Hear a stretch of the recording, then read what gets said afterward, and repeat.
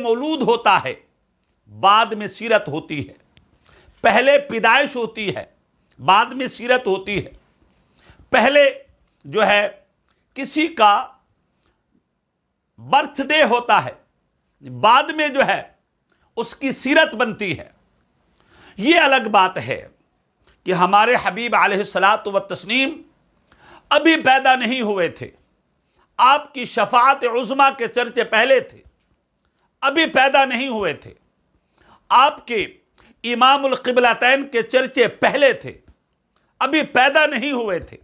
اور آپ کی رسالت اور آپ کی نبوت کے ڈنکے پہلے بج رہے تھے،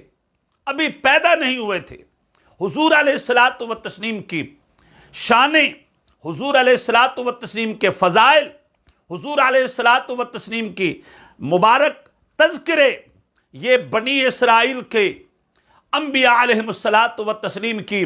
کوئی محفل ایسی نہیں ہوتی تھی، کوئی مجلس ایسی نہیں ہوتی تھی جس میں ذکر رسول نہ ہوتا ہو، جس میں